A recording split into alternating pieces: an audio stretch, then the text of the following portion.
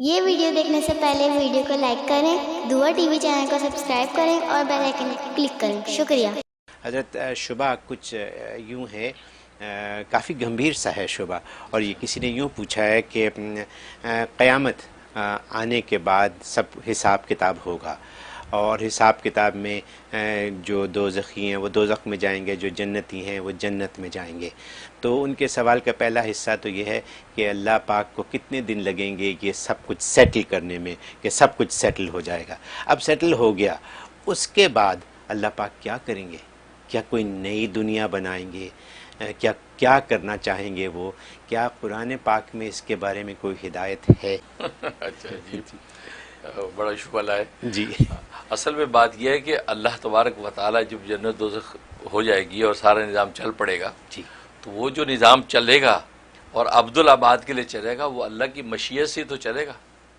یعنی اللہ یہی کریں گے کہ اپنی مشیت کے ساتھ اس نظام کو چلاتے رہیں گے۔ اچھا جنتی جنتوں کے اندر مزے اڑاتے رہیں گے، اور دوزخ دوزخ میں جو جلتے رہیں گے، تو اللہ اسی نظام کو تو چلائیں گے، وہ بھی ایک نظام کے تحت چلے گا، جی اور وہ ایک منظم نظام جو چلے گا وہ اللہ ہی تو چلا رہے ہوں گے۔ اچھا ہاں، تو وہ اسی جیسے دنیا کے اندر اللہ نے ہر چیز کو نظم سیٹ کیا ہوا ہے، سورج اپنے وقت پہ نکلتا ہے، وقت پہ غروب ہوتا ہے، چاند سے وقت پہ نکلتا ہے، وقت پہ غروب ہوتا ہے، چاند ستارے نکلتے ہیں، اور اسی فصلیں اگتی ہیں، دریا بہتے ہیں، تو یہ سارے بظاہر تو ایسے لگے منظم اپنے ٹائم پہ، لیکن یہ پیچھے کر کون رہا ہے؟ اللہ ہی تو کر رہا ہے۔ بالکل اسی طریقے سے جنتوں کے اندر بھی جو کچھ ہو رہا ہوگا، جو حور و قصور کی نعمتیں ہیں، ماکولات و مشروبات کے خزانے ہیں، وہ جنتیوں کے اندر جو ہے وہ خوش گپیاں ہیں، تو یہ سارا کر کون رہا ہوگا؟ اللہ ہی تو کر رہا ہوگا، کیونکہ اللہ کی مشیت کے بغیر تو کچھ بھی نہیں ہوگا۔ جیسے دنیا میں جو کچھ بھی ہے وہ اللہ ہی کر رہے ہیں، اسی طریقے سے آخرت میں بھی، اور دنیا میں تو ویسی ہی فانی اور عارضی دنیا ہے، جب اس میں اللہ تبارک و تعالیٰ کے تصرف سے سب کچھ ہو رہا ہے، تو وہ تو عبدالآباد کی دنیا ہے۔ آخرت کی دنیا تو کبھی فنا ہونے والی نہیں ہے، تو وہ اللہ تبارک و تعالیٰ عبدالآباد کے لیے وہ سارے نظاموں کا جو ہے کو ٹیک کیئر کریں گے، ان کی نگرانی کریں گے، ان کو لے کے چلیں گے۔ پھر یہ اللہ تبارک و تعالیٰ وہاں ہر جمعے کے دن جو ہے اپنا دیدار بھی کروائیں گے، جو دنیا میں نہیں ممکن، وہاں ہر جمعے کو دیدار ہوگا۔ یوم المزید جو فرمایا قرآن میں کہ یوم مزید سے مراد جو جمعے کا دن ہے، تو جمعے کے دن کے اندر جو ہے میدان مزید میں اہل جنت جمع ہوں گے، اور ان کی کرسیاں لگی ہوئی ہوں گی، کوئی نیچے بیٹھے ہوں گے، کوئی اوپر، جیسے اسٹیڈیم میں نہیں کرسیاں لگی ہوتی، اسی سٹائل میں کرسیاں لگی ہوں گی۔ اچھا ہاں، تو اس طریقے سے وہ اللہ کا دیدار کریں گے۔ بلکہ خود نبی کریم صلی اللہ علیہ وسلم نے فرمایا، کیونکہ ابو ہریرہ رضی اللہ تعالیٰ عنہ نے پوچھا، یا رسول اللہ صلی اللہ علیہ وسلم، ہم سب بیک نظر اللہ کا دیدار کریں گے، یہ کیسے ممکن ہے؟ کیونکہ وہ اتنی دنیا ہے، کیسے اکٹھے دیکھ پائیں گے؟ تو فرمایا کہ دنیا میں جیسے چاند کو ساری دنیا دیکھتی ہے، کوئی کسی میں حائل نہیں ہوتا، ایسے ہی بالکل اسی طرح وہاں اللہ کو جب دیدار کریں گے، ہر آدمی اپنے اپنے مرتبے کے اعتبار سے بالکل اللہ کو دیکھے گا، کوئی کسی میں حائل نہیں ہوگا۔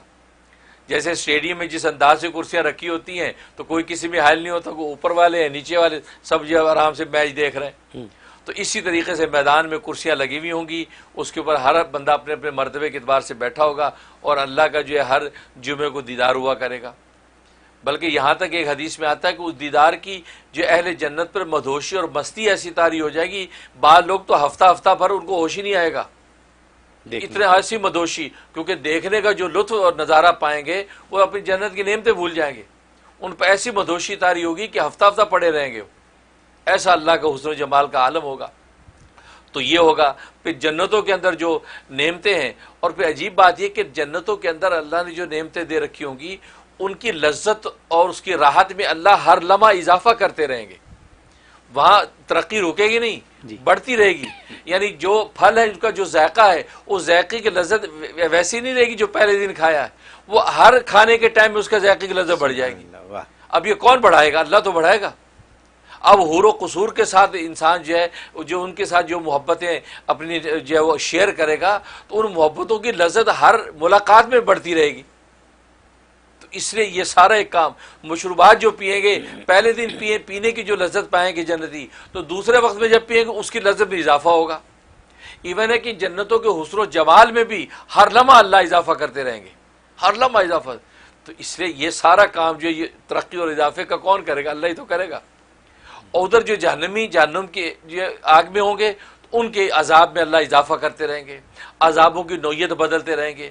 کبھی ان کو برف کا عذاب دے رہے ہیں، کبھی آگ کا عذاب دے رہے ہیں، کبھی بھوک کا عذاب دے رہے ہیں، کبھی پیاس کا عذاب دے رہے ہیں، تو مختلف عذاب، تو اور عذابوں میں نئی نئی نوعیت کا عذاب، کیونکہ یہ انسان کی نیچر ہے کہ ایک ہی نوعیت کا عذاب دیتے رہیں تو آدمی اس کا عادی ہو جاتا ہے. اب ایک ہی جگہ پہ مارتے رہے وہ سن ہو جائے گا، جب سن ہو گیا اب چوٹ نہیں لگے گی. تو اللہ تبارک و تعالیٰ وہاں ان جلدوں کو جب آگ سے جل جائیں گی تو اللہ ان جلدوں کو بدل کے نئی جلدیں لگائیں گے، تو نئی سکن آ جائے گی. اب نئی سکن کتنی سینسیٹیو ہوتی ہے، اس کے اوپر آگ لگے گی تو کیا عالم ہوگا تکلیف کا. تو خود قرآن میں اللہ نے کہا ہم ان کی جلدیں بدلتے رہیں گے اور جلدیں بدل کے ان کو عذاب دیتے رہیں گے.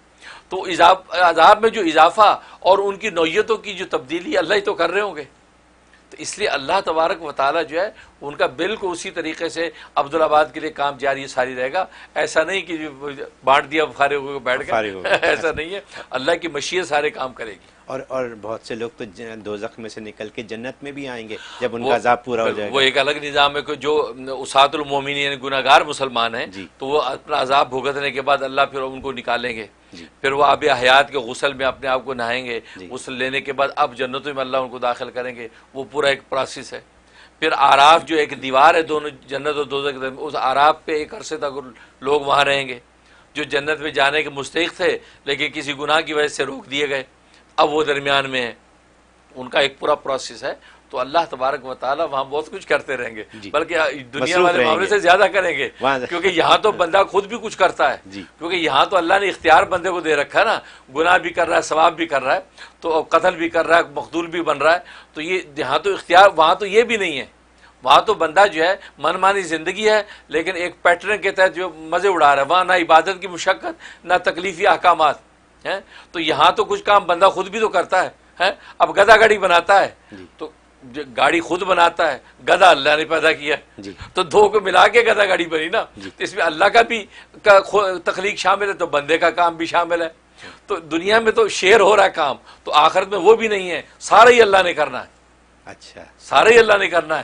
وہاں پھل بھی اللہ نے خود ہی اگانے ہیں، وہاں پھول بھی اللہ نے خود ہی اگانے ہیں، وہاں جو حور قصور کی نعمتیں پیدا بھی خود ہی کرنی، خود ہی دینی ہے. یہاں تک کہ حدیث میں آتا اگر کسی نے بچے کی خواہش کی کہ میری بیوی کو بچہ پیدا ہو تو اللہ وہ بچہ بھی پیدا کریں گے. ہاں ترمذی کی حدیث ہے کہ بچہ پیدا ہوگا اور لمحوں میں حمل ٹھہرے گا، لمحوں میں بچہ پیدا ہوگا اور لمحوں میں وہ بڑا ہو جائے گا، بڑا ہو کے اپنی مستقل جنت میں چلا جائے گا. سبحان اللہ. تو وہاں تو یہ تک ہوگا. تو اس لیے وہاں تو اللہ ہی کرے گا سب کچھ. یہاں دنیا میں تو بندہ بھی کچھ اپنا شیئر کرتا ہے کہ جس کا اجر اور ثواب یا سزا پاتا ہے. واہ، آپ نے بالکل بڑا خوبصورت نقشہ کھینچ دیا. جنت میں جانے کی خواہش بڑھ گئی ہے. بہت خوب. دین کی بات پھیلانا صدقہ جاریہ ہے. ثواب کی نیت سے ویڈیو کو شیئر کیجیے. شکریہ.